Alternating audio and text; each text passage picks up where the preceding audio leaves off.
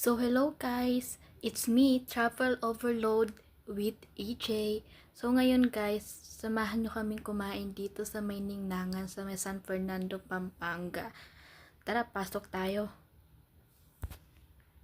Makikita nyo sa labas, maganda siya, malawak, at sobrang daming tao. Masasarap ang food nila dito, guys. Ayan. Fun moments with us.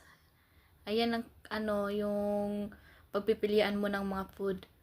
May mga toys ng kids. Ayan. If you want na pumunta dito, guys, puntahan nyo lang guys sa Ningnangan. Open sila ng umaga hanggang 12 ata ng madaling araw. Ayan.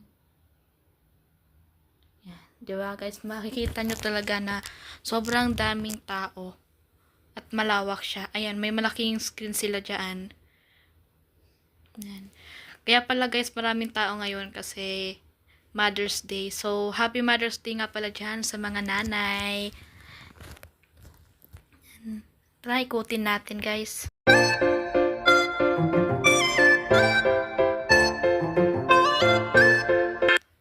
So, ayun guys, matapos nga ang mahabang pag-iikot, bumalik tayo dito sa may mga, pagpipilian ng pagkain.